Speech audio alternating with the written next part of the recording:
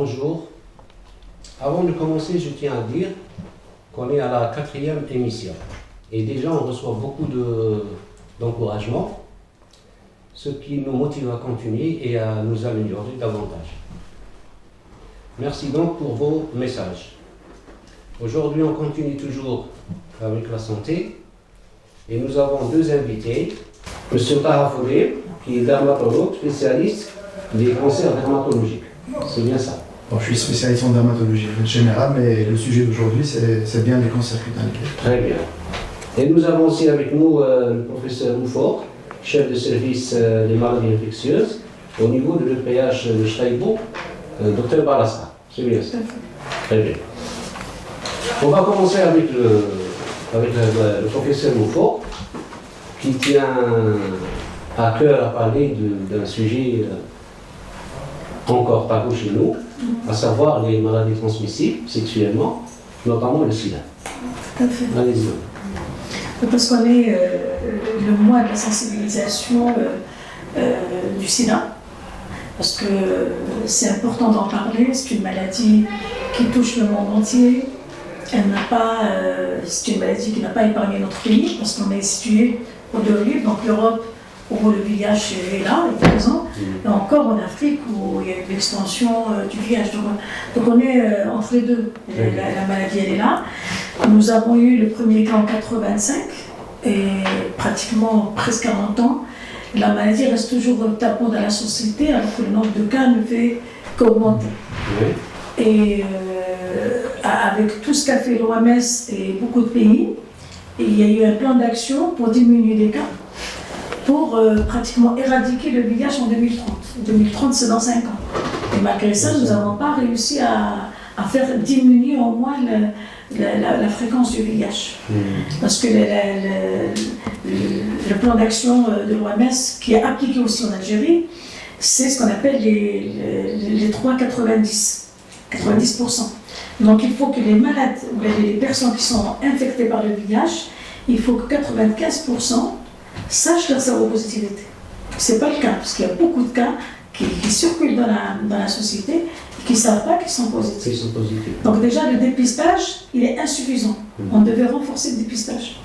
Et le deuxième 95%, c'est que parmi ceux qui sont positifs, il faut que plus de 95% soient sous traitement. En Algérie, c'est bien parce que le traitement, il existe. Il y a dans tous les centres, et il doit être donné pour tous les patients, quelle que soit leur nationalité. Voilà. Et le troisième 95, c'est que ceux qui sont sous traitement, il faut qu'ils aient, dans 95%, une charge virale indétectable, c'est-à-dire qu'ils n'aient pas de virus dans le corps. Donc si on aura réussi à avoir les 3,95%, on aurait réussi l'éradication en 2030. Mais déjà, le 95%, le premier, il n'est pas atteint. Pourquoi? Parce qu'il n'y a pas de dépistage. Les gens ont peur de se faire dépister. Les gens ne savent pas où se faire dépister. Les gens ne savent pas à quel moment se faire dépister. C'est quoi? C'est un problème d'information? Il y a l'information. Il y a l'information. Les gens ne savent pas ce que c'est. Ils croient que le VIH touche que la population marginale, les gens qui sont hors société, voilà. Ils croient, alors que le VIH touche tout le monde. Le virus ne va pas choisir des personnes, ça touche tout le monde. Nous avons des hommes, nous avons des femmes, nous avons des enfants, des sujets âgés, nous avons pratiquement toutes les catégories. Nous avons des gens haut placés, nous avons des ingénieurs, nous avons des PDG, nous avons des médecins, nous avons des gens qui ne travaillent pas. Il y a toute la population peut être touchée par le VIH. Mais ça reste toujours tabou. Et tant que ça reste tabou, les gens ont peur de se faire dépister. Parce que si je me dis, je vais me dépister après, qu'est-ce qui va se passer? Qu'est-ce que je vais devenir? Est-ce que je vais être soignée? Est-ce que je vais être écartée par la société? Comment les gens vont... Il y a ces questions-là. Et si je cache ça, ça veut dire que je vais continuer à diffuser le virus dans la société parce que je ne veux pas me faire dépister. Mais s'il se fait dépister, non seulement il va recevoir un traitement, le traitement, il va lui faire baisser le virus et lui faire augmenter l'immunité, et comme ça, il ne sera jamais malade. Il aura une vie pratiquement pareille comme quelqu'un qui n'a jamais eu le VIH. Et en plus, s'il prend le traitement, la charge virale diminue, c'est-à-dire la quantité de virus diminue, elle devient pratiquement indétectable, il n'y a plus. Donc il lui est impossible de transmettre le virus à la société. Donc s'il n'y a pas de diffusion, donc on pourra diminuer, voire exterminer le virus de la société. Ou alors limiter sa propagation. Bien sûr, limiter très bas. Mais maintenant, ça augmente. Donc dans le monde, nous sommes à 39,9, pratiquement 40 millions de personnes qui sont suivies, qui sont touchées par le VIH, alors qu'on a déjà, depuis les années 80, on a perdu 40 millions de personnes dans le monde. En Algérie, le premier cas en 85, mais 85, on avait 1 à 2 nouveaux cas par an. Moi, je parle un petit peu d'Oran, 1 à 2 nouveaux cas par an. Et quand ça augmente, et maintenant, nous avons entre 2 à 5 nouveaux cas par jour. Par jour. Donc, ce qui fait, c'est énorme. Donc, depuis janvier à aujourd'hui, nous avons dépassé les 555 nouveaux cas. Nouveaux cas. Nouveaux. Et ceux qui sont traités de façon régulière, qui viennent, c'est pratiquement ça dépasse les 4600. Mais plusieurs départements. Nous avons par exemple au Staganem, nous avons Mascara, Tiaret, Relisen, enfin il y avait plusieurs wilayas. Avant on avait encore plus, pourquoi? Parce qu'on traitait toutes les wilayas de l'Ouest. Au niveau d'Oran. D'Oran. Le centre de référence il est à Oran. Mais depuis 2015, ils ont créé le centre de Belabès et le centre de Tlemcen. Donc à Belabès, le nombre augmente de façon extraordinaire. Ils sont pratiquement maintenant avec une file active qui dépasse les 2000 depuis quelques années. Alors que nous, on a commencé depuis les années 90, qu'on collecte un petit peu les patients. Mais maintenant, les malades qui sont dépistés sous traitement, qui sont bien suivis, ils avancent dans l'âge, c'est-à-dire ils vivent plus longtemps. Alors que les années 90, quand on diagnostiquait les personnes, ils venaient très malades, il n'y avait pas encore les traitements, et puis c'était la mort. Maintenant, les gens qui ont le VIH ne meurent plus, il n'y a plus de mortalité comme avant. Ceux qui meurent, c'est ceux qui sont diagnostiqués très tardivement parce qu'ils ne sont pas sensibilisés, et les médecins ne sont pas sensibilisés, ça arrive où on reçoit les malades à des stades très tardifs. Supposons un malade comme celui d'avant-hier, 38 ans, depuis 2 ans, il traite des diarrhées, des douleurs, des céphalées, des pneumopathies répétées, de la tuberculose, des lésions cutanées, plein de choses, diarrhées, etc. Et chaque fois qu'il va chez les médecins, on le traite et il reprend. Jusqu'au jour où il est venu la semaine dernière avec des abcès cérébraux très très importants.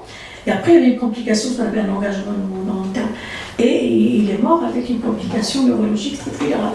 Donc vous voyez que si on fait le diagnostic tôt, on traite le malade, le but c'est tuer le virus et monter l'immunité. Et quand on a une immunité, le corps il a assez de force pour se protéger lui-même, se défendre. Et du coup, il reste en bonne santé, il peut vivre pendant des dizaines d'années jusqu'à 90 ans. Il peut vivre normalement, il peut se marier, avoir des enfants, il va faire du sport, travailler, faire plein de projets dans sa vie, il vit normalement et heureux. Voilà. D'autant que le traitement actuellement est plus efficace qu'auparavant. Bien sûr, et on a toutes les molécules, toutes les molécules, on a tous les médicaments qui existent à l'étranger, on a tout. Et nous, ce qui est bien, c'est pas comme pays, c'est gratuit. Et on traite tout le monde. Dès que le malade il est diagnostiqué, il est traité. Ce qu'on appelle la méthode test and treat. Tester. Il est positif, il faut traiter, il ne faut pas attendre. Comme ça, pour qu'il n'a plus de virus, pour qu'il gagne dans sa santé, et en même temps, pour éviter la transmission du virus dans la société. Et c'est le cas de toute l'Algérie. Il y a 16 centres de traitement en Algérie. Donc nous, à l'ouest, il y a 3, mais le nôtre, c'est le plus grand. Mais il faut savoir que le nombre de malades à l'ouest, c'est le nombre le plus important à travers le territoire national. Surtout le centre d'Oran. Le centre d'Oran, il a le plus grand nombre de toute l'Algérie. Et là, on ne comprend pas. Donc, il faut des études d'anthropologie, de sociologie. Mais ça, j'imagine un peu. Madame, docteur, par exemple, vous avez mis le doigt sur un sujet très important. Dans ce cadre général de cette maladie très dangereuse. En somme, si on peut tirer une conclusion de ce que vous venez de développer, c'est déjà une question de diffusion de l'information. Donc une question de prise de conscience des gens. C'est ça qui manque pour des raisons sociales, pour des raisons économiques peut-être, il n'y a pas assez, on ne va pas dire, c'est-à-dire on n'arrive pas à sensibiliser les gens ou les potentielles personnes qui pourraient être touchées par ce fléau. Et vous avez dit aussi que la région de l'Ouest, elle est la plus touchée, d'après ce que j'ai compris, alors qu'on n'a que 3 centres, vous avez dit, au niveau de l'Ouest. Est-ce que tout cela ne veut pas dire qu'il y a un manque d'infrastructures, un manque de moyens? Parce que si c'était juste une question de moyens, on ne peut pas se baser sur ça. Parce que heureusement que le pays ne peut pas se prévaloir de manque de moyens pour assurer une prise en charge correcte. C'est cela peut-être, c'est un moyen, mais ce n'est pas la panacée, mais en tout cas, c'est un moyen parmi les moyens pour freiner la propagation de cette maladie. Au moins qu'on arrive à toucher les gens les plus sensibles, c'est-à-dire au niveau de l'information aussi, hein, parce qu'il y a certains qui ne disposent pas de cette information. Peut-être. Il faudrait peut-être réfléchir sur ça, pour essayer au lieu de laisser propager le mal, on propage l'information. Et ça pourrait peut-être aider à diminuer l'impact de cette maladie sur les gens. C'est un point que je voulais soulever. Mais ça, pour répondre, ce n'est pas les centres de prise en charge qui, pour moi, un petit peu diminuer l'incidence ou la fréquence de la maladie. Parce que pour sensibiliser les gens, pour informer les gens, tout le monde est impliqué. Il n'y a pas que les centres qui traitent les malades, parce que nous, on est là pour les traiter. C'est toute la société. Normalement, c'est multisectoriel. Il y a les affaires religieuses, il y a l'école, il y a l'université, il y a le Shabab, pratiquement tous les secteurs sont impliqués pour diminuer la fréquence du VIH en sensibilisant les gens, pour leur montrer comment ça se transmet, attention, mais voilà les moyens aussi de protection. C'est ce qu'il faut leur dire. Il faut leur dire que le VIH, il est là. Nous sommes des centres de prise en charge. Il faut savoir qu'il y a un engagement politique de très haut niveau, je dis bien très haut niveau en Algérie, contrairement à beaucoup de pays. Nous avons commencé très tôt. Dans les années 85, on a commencé à s'engager et on était les premiers dans la région de Ménin. Je dis bien la région de Ménin en Afrique. Et dans les années 90, nous avons fait des plans d'action. Tous les 5 ans, on répétait, on renouvelait nos plans d'action en matière de dépistage, en matière de prévention, en matière de traitement. On a pratiquement tout. Nous avons 16 centres de référence de prise en charge. Au début, il y avait un seul à Alger, et puis il y avait Oran, Constantine avec Alger. Puis chaque fois, on rajoutait des centres. Donc pratiquement, il y a à l'est, il y en a 4. Au centre, il y en a 4, et de ce côté, il y en a 3. Il y a aussi au sud, il y a plusieurs centres au sud. Donc les centres sont en train de se multiplier en fonction de l'évolution de la chose. Mais pour la prévention, pour l'information, c'est tout le monde. Ça commence à l'école, ça commence au lycée, ça commence à la fac, ça commence dans les entreprises, ça commence dans les écoles de formation. Il faut faire naître ce besoin de s'informer. Voilà. C'est ça. Moi, j'ai envie de poser une question. Est-ce que nos jeunes actuellement savent ce que c'est que le sida? Est-ce qu'ils savent ce que ça veut dire? Eh bien, parfois non, parce que quand on fait des sondages, et ils ne comprennent pas beaucoup, ils comprennent pas beaucoup. Pour eux, c'est celui qui pratique la sexualité de façon fréquente et qui va dans des endroits qui sont mal fréquentés. Pour lui, peut-être c'est ces gens-là qui peuvent être infectés. Mais il faut savoir qu'une seule relation peut être fatale. Même quand je parle de la sexualité, il suffit d'un seul rapport sexuel non protégé peut faire transmettre. Parce qu'il y a des gens qui vous disent moi c'est pas mon truc, voilà. Parce que moi c'est la prière, moi c'est vraiment et on le trouve, par exemple, je donne une petite anecdote. Par exemple, un enfant il est infecté, un enfant d'un an il est infecté parce qu'il a fait de la fièvre, il a fait ça, et après à la fin les pédiatres ils disent tiens c'est le VIH. Donc il le ramène chez nous. Et nous, on dépiste les parents. Les parents sont positifs. Et après, le monsieur il dit, mais moi, j'ai que 30 ans, on s'est marié il y a quelques années avec ma femme. Ma femme, elle est tranquille, moi je suis tranquille. On a fini nos études, on est en train de travailler, on commence notre vie. Mais notre vie, elle est très simple, on n'a jamais fait de bêtises. C'est vrai. Mais après, quand on vient en arrière, après, il se rappelle d'une petite histoire de rien du tout. Il a fait une petite bêtise il y a 6 ans, il y a 7 ans. Il était avec ses copains, voilà, et donc ils ont fait la fête. Et il a fait une petite bêtise. Mais il oublie complètement, parce que lui, c'est rien de correct, il marche normalement, etc. Mais il se dit, pourquoi moi? Parce que moi, je suis correct. Pourquoi je suis infecté? Pourquoi j'ai infecté ma femme? Et pourquoi j'ai touché ma progéniture. Et ça, il culpabilise de façon extraordinaire. Donc, c'est pas des gens, parce que quand il y a quelqu'un qui est turbulent dans la société, quelqu'un qui fréquente le monde de la nuit, et boit beaucoup d'alcool, prend de la drogue, plus ou moins, on se dit que peut-être qu'il s'est trompé. Voilà.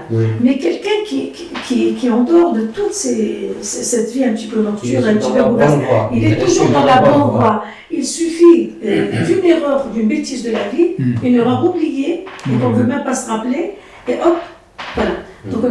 Donc c'est... Mais je veux dire, ce n'est pas la seule le façon moyen de contamination. contracter plus de 90%, c'est les relations sexuelles. Dans le VIH, plus de 90%, c'est les relations sexuelles. Et maintenant, dans les relations sexuelles, on a le juriste surtout hétérosexuel, c'est-à-dire dans le couple, enfin. Voilà, c'est dans le couple. Le plus important, c'est ça. Et la plupart, c'est des familles... Le pourcentage le plus élevé, c'est au niveau du couple. Oui, dans hétérosexuel. Et dans l'hétérosexualité, il y a un peu de tout. Un peu de tout. Pourquoi? Parce qu'en ce moment, il y a beaucoup de mariages qui se font sans contrôle. Ils se font sans contrôle. Et il y a des gens qui se marient, ils font voilà. Donc il n'y a pas de contrôle, il n'y a pas un test qui se fait avant. Et même quand un mariage se fait avec un acte de mariage, etc., parfois, ils ne donnent pas l'importance au test qu'on est en train de faire.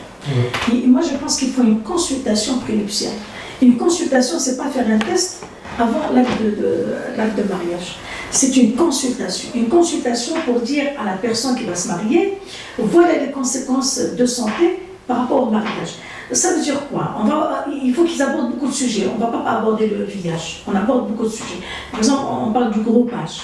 Alors la femme, elle est négative. Ah, vous êtes négatif. Si votre mari il est positif, résultat, vous risquez d'avoir un enfant positif et donc il y aura des problèmes. Donc vous risquez que votre enfant tombe malade, peut-être même qu'il peut mourir.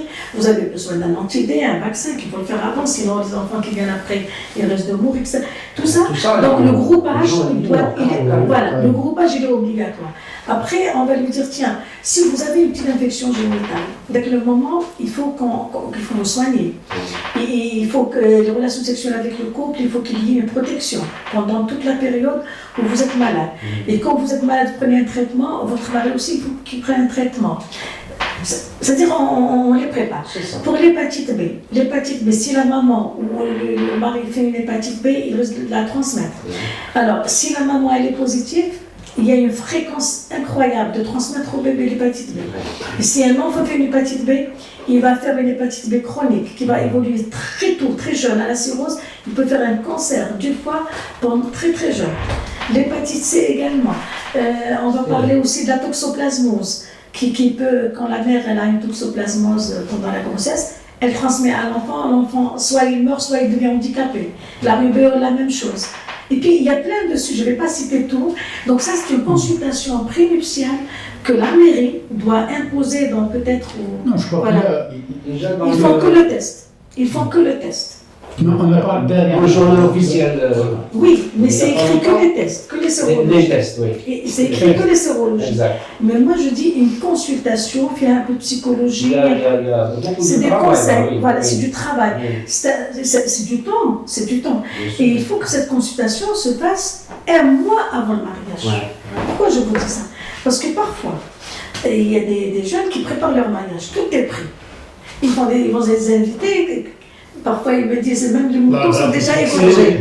Voilà, la date est fixée, la salle elle est déjà louée, les gens sont invités, tout.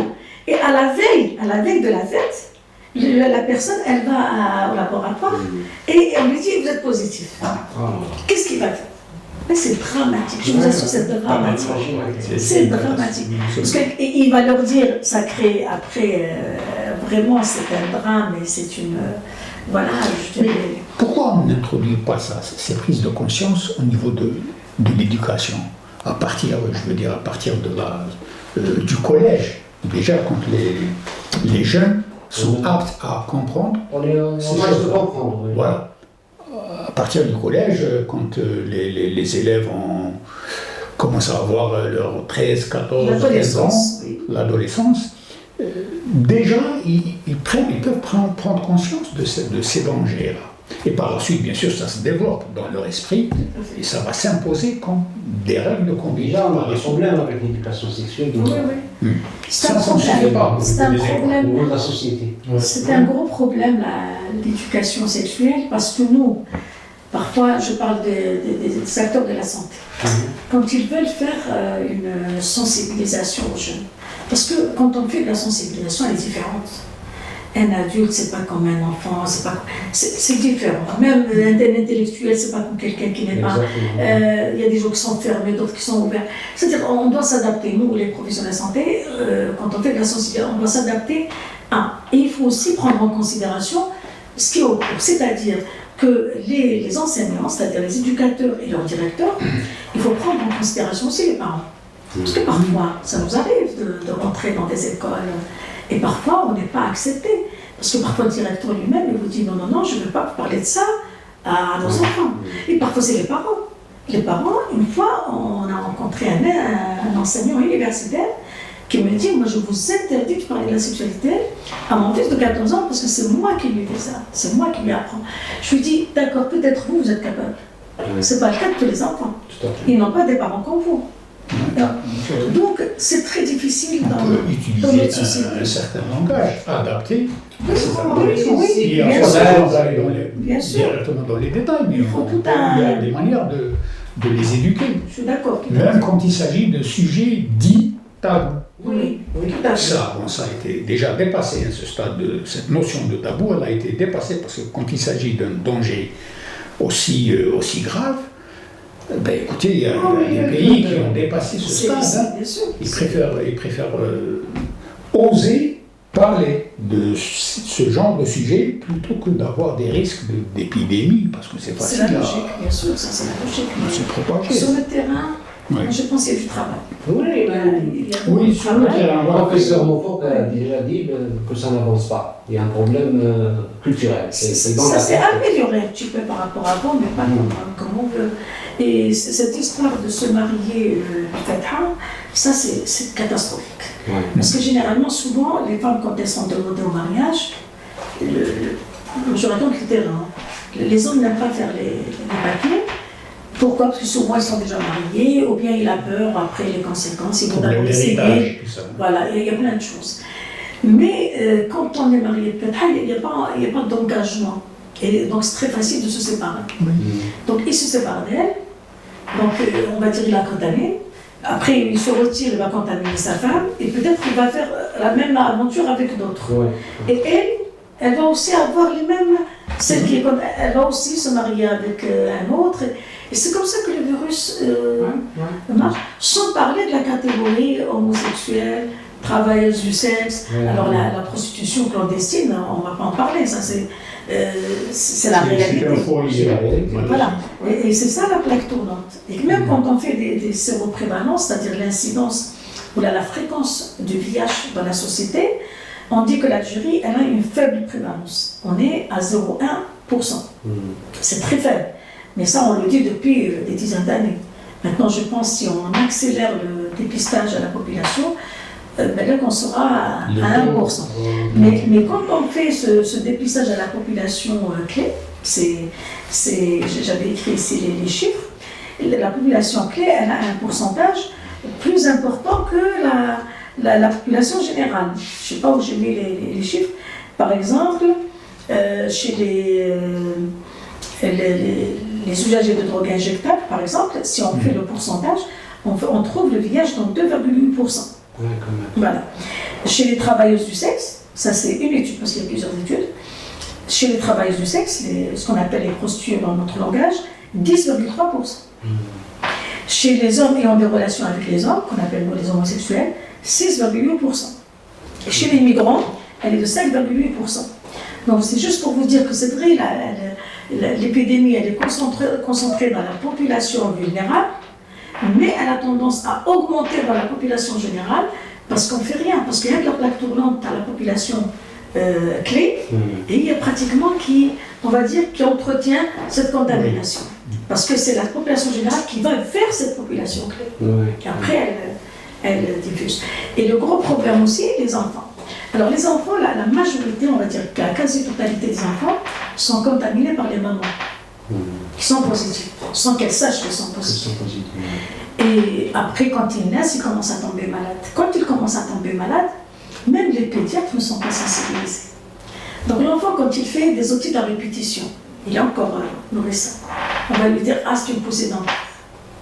Il fait des bronchites, une alvéolite, il va faire des trucs, il est hospitalisé. On va lui dire aussi, c'est la poussée dentaire, ça commence sur fragilité, etc. Il fait des diarrhées non-stop. Et il fait des boutons, ce qu'on appelle des mollusques contagieuses, comme des boutons de virus, etc. Il perd ses dents carrément. Dès que la dent elle commence à pousser, elle devient noire. Des caries très précoces.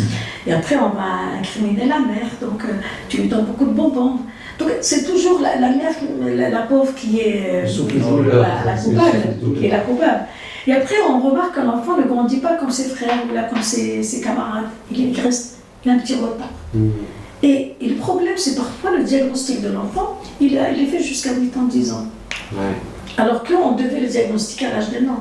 Donc oui, c'est déjà ça. Et c'est à partir de l'enfant que les parents sont diagnostiqués.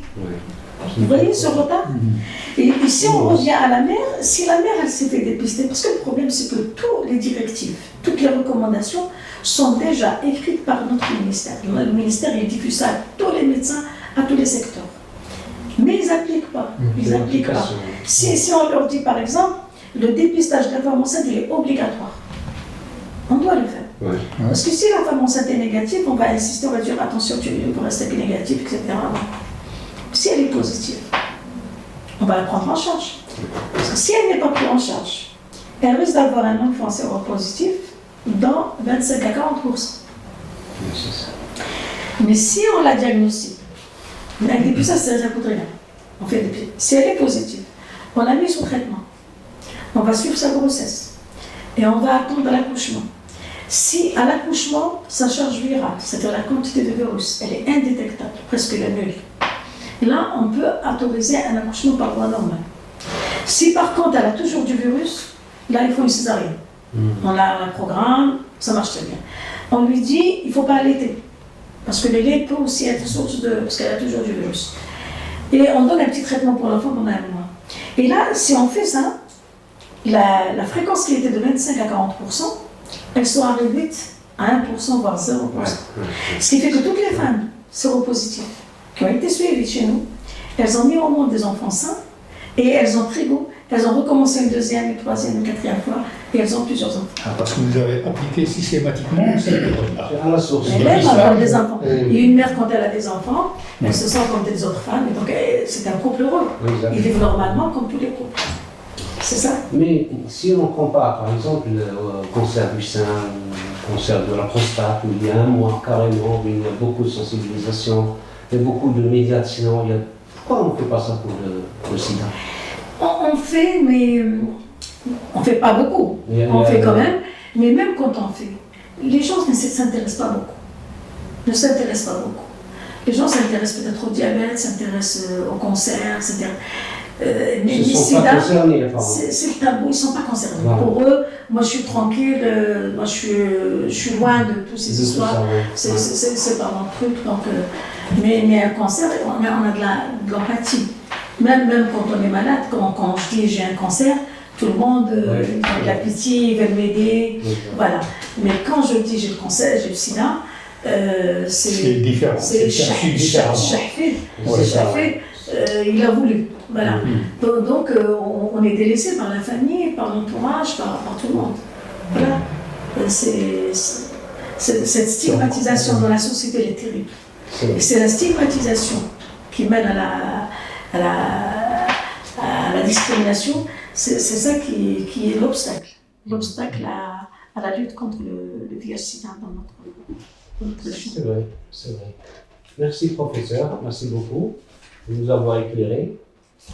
On passe à monsieur Taha Fogel, dermatologue, avec qui on va parler des cancers de la peau. Exactement. Et donc, tout d'abord, merci pour l'invitation. C'est un honneur pour moi d'être parmi vous, et spécialement avec le professeur Moufler, qui est ma professeur, Ouais, qui a participé à ma formation durant ma graduation en tant que médecin généraliste.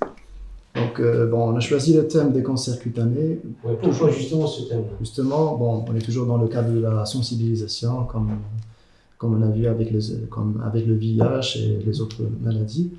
Et comme la peau, c'est un organe qui est vaste, c'est le plus l'organe du corps humain. Donc c'est un organe qui est exposé au milieu extérieur, d'accord? C'est un organe qui est apparent, donc sa particularité par rapport aux autres organes qui dans la plupart du temps ne sont pas visibles.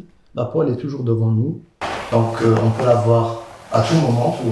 Donc c'est désolant de voir des gens qui traînent avec des cancers cutanés, sans qu'ils soient au courant que c'est un cancer, ou bien qu'ils banalisent donc, la pathologie cutanée, c'est-à-dire nous, en tant qu'Algériens, peut-être quand on a mal au cœur, on part rapidement consulter, mais quand on arrive à voir une lésion cutanée, pour nous c'est simple, soit ça va disparaître tout seul. Tout ce qui est extérieur n'est pas dangereux. Voilà, C'est donc pour nous c'est rien du tout, c'est un petit bouton, peut-être on peut vivre avec. Ouais.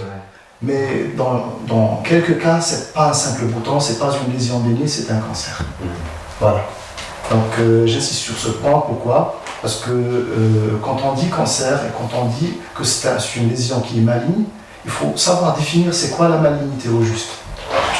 Peut-être il y a des gens qui savent que malin c'est méchant, mais ils ne savent pas les conséquences qui viennent après. Moi je vous dis qu'il y a certains cancers cutanés, des boutons, donc ils sont malins, qui peuvent tuer. Donc carrément qui peuvent tuer. Et l'élément commun par rapport à la plupart des cancers cutanés, c'est le facteur favorisant qui est le soleil, l'exposition solaire plutôt. Donc comme on est un pays qui est toujours exposé au soleil, on a pratiquement le soleil tous les jours, durant toute l'année.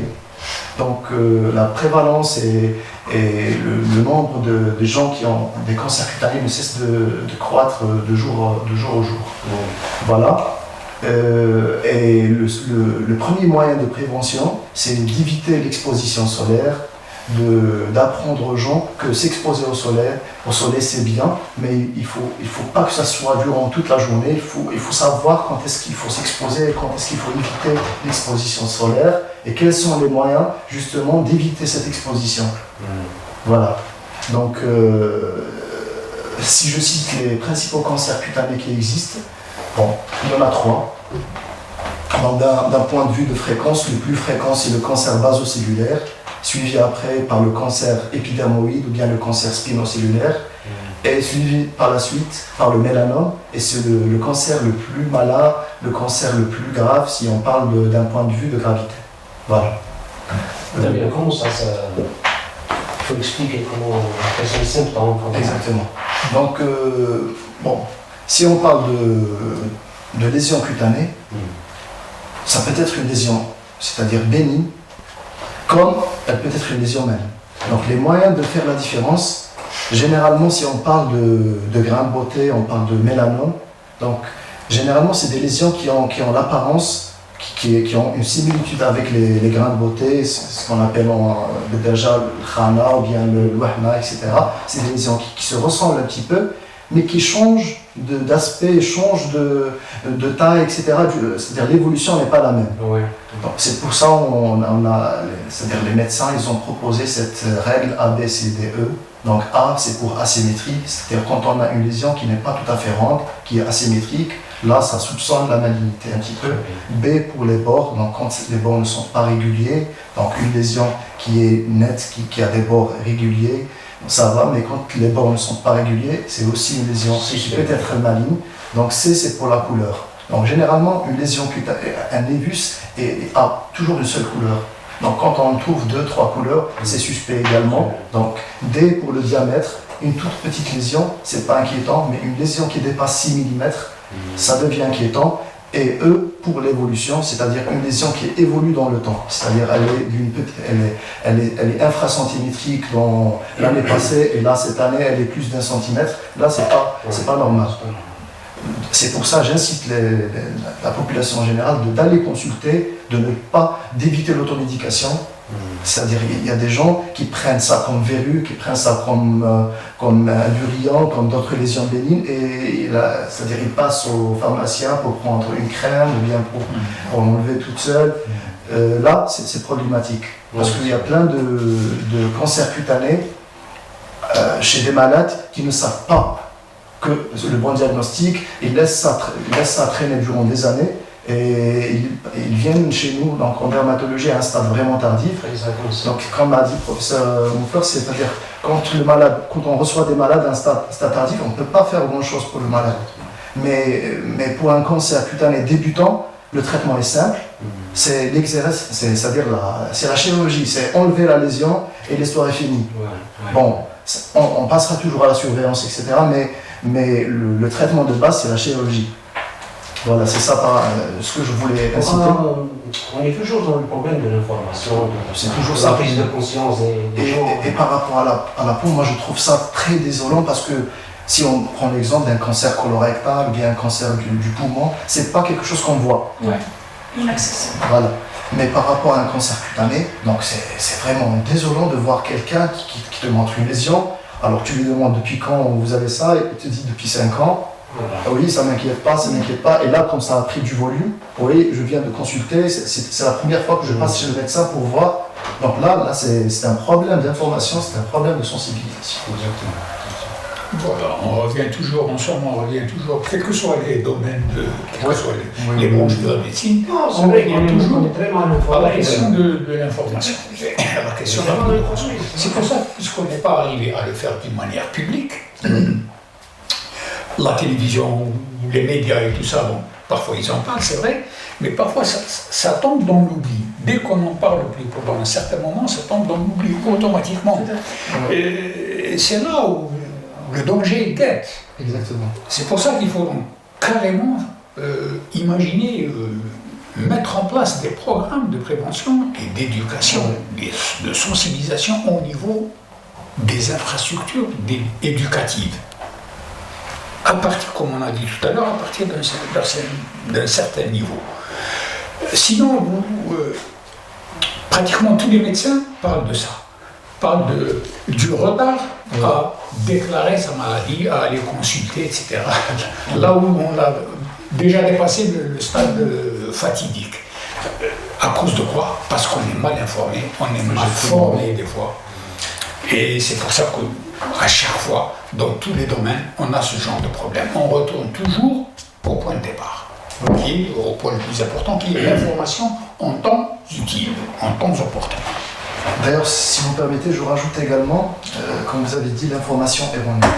Parfois, nous, on reçoit le malade et on propose, on informe le malade que le traitement de cette lésion-là, une lésion cutanée, c'est de l'enlever, c'est-à-dire la chirurgie. Et bien, la population générale a une information erronée qui est donc, de ne pas tripoter la lésion, de ne pas toucher la lésion parce que ça risque de passer à autre chose. C'est-à-dire tu demandes au patient, tu lui dis voilà, cette lésion-là, c'est à enlever.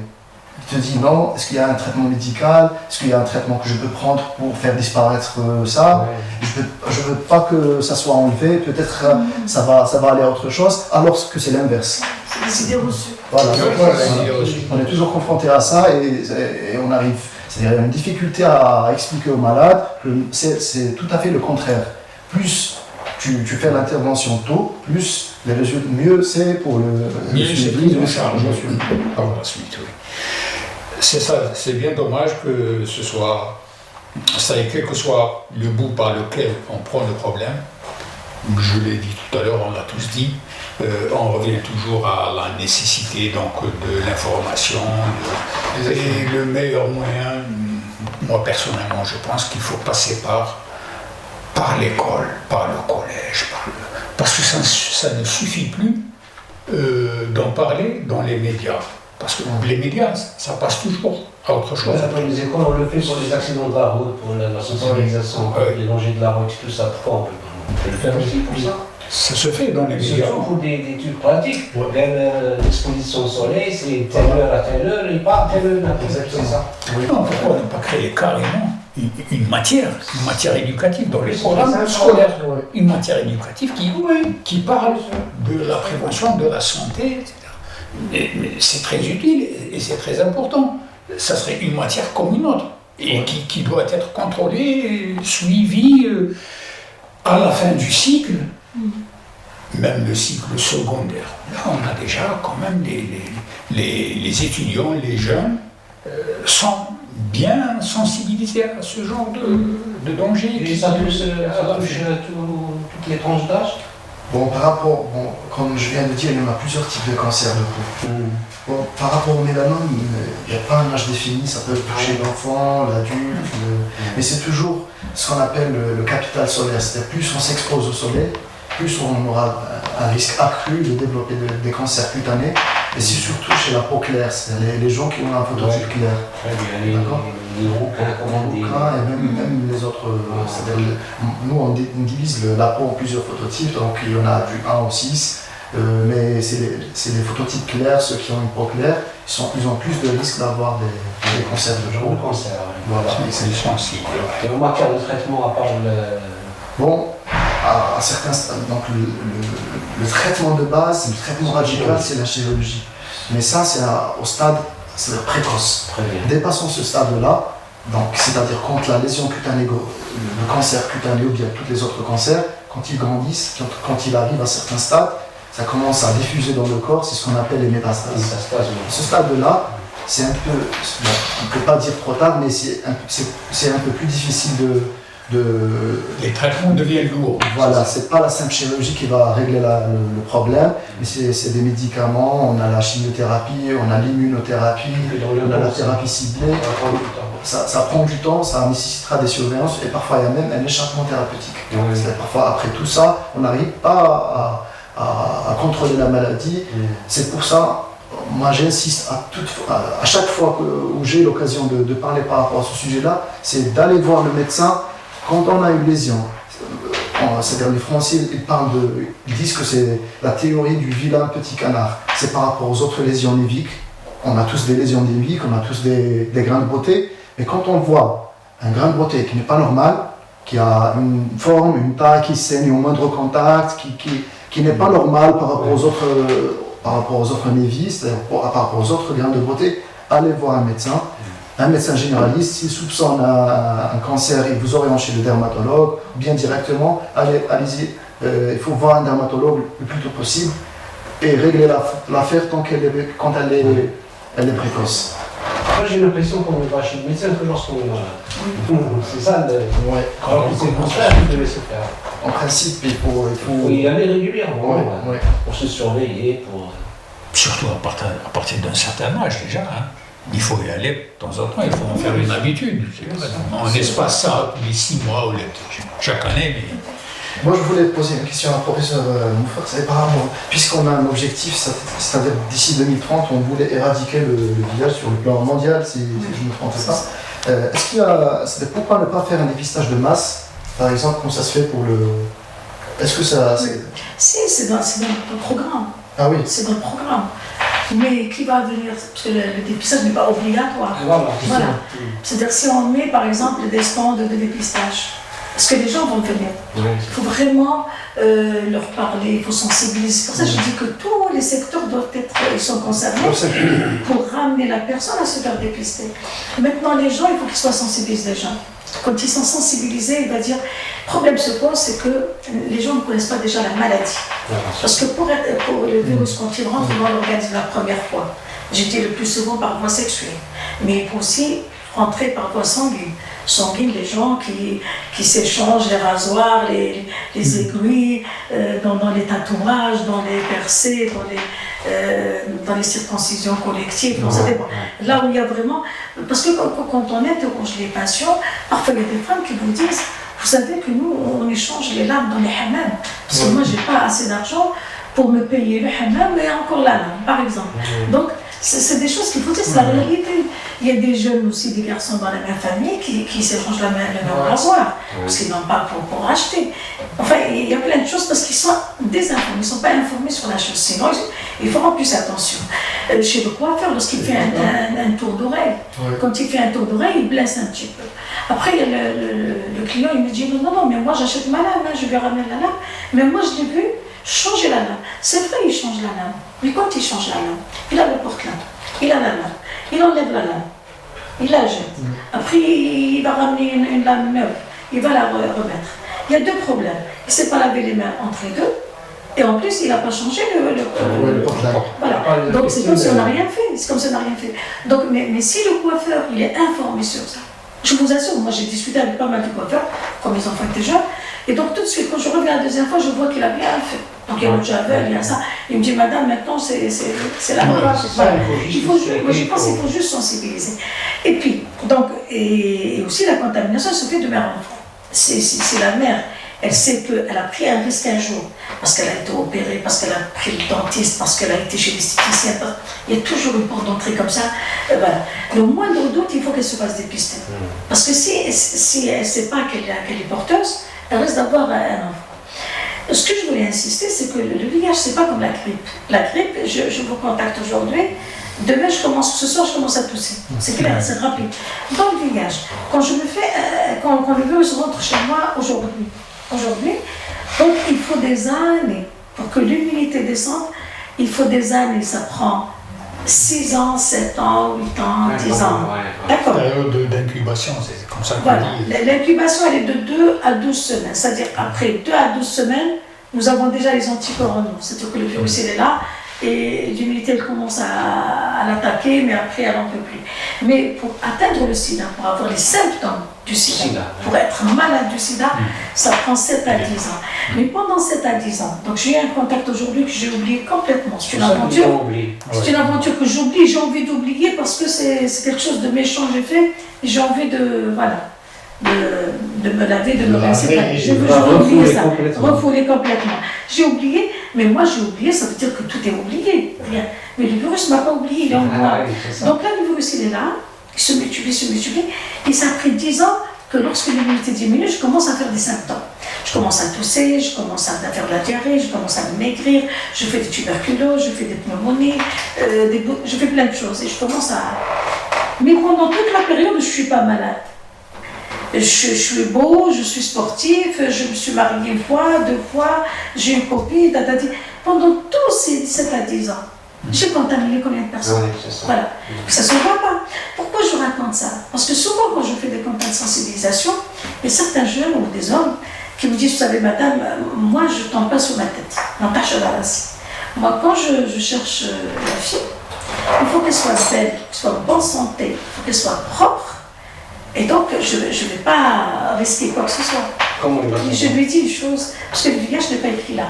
Je lui dis, lorsqu'elle est belle, jeune et, comme vous dites, en santé propre, elle est attirante. Donc, c'est elle, c'est le risque, parce qu'elle est asymptomatique. Mais quand elle atteint le stade de sida, elle est au lit, elle devient moche. Tu ne vas pas aller la voir. Donc, elle ne risque rien. Vous ne risquez rien avec cette personne. Mais vous risquez avec celle-là qui est attirante, et donc elle est la proie de tout le monde. Donc le VIH, on peut être séropositif, c'est silencieux. Ça veut dire que les personnes qui sont en train de rôder dans la société, il y en a beaucoup. L'OMS, elle dit qu'il y en a 5 400 000 personnes qui ne savent pas positif dans la population. Il faut qu'ils soient dépistés. Donc c'est pour ça que j'insiste sur le dépistage. Je me dis, si quelqu'un doute qu'un jour il s'est blessé et on l'a situé à l'hôpital, un jour il a eu une douleur, il a été injecté, un jour il a eu une aventure qu'il a oubliée, un jour il s'est injecté quelque chose, je ne sais pas. N'importe quel risque a pris pendant quelques années, il va se dire, je vais me faire dépister. Il se fait dépister. Il est négatif, on va le conseiller pour qu'il reste toujours négatif. S'il est positif, il est encore en bonne santé. On va le mettre sous traitement, il ne tombera jamais malade et il va prévenir son entourage. Et c'est comme ça qu'on peut éradiquer le VIH dans la vie. Très bien, merci professeur, merci docteur. Cette émission arrive à son terme. J'espère qu'on a cerné tous les aspects de ces deux sujets, le sida et les cancers de la peau. Merci beaucoup. À la prochaine fois, Inch'Allah. Merci. Merci beaucoup. Donc, Merci. Merci beaucoup.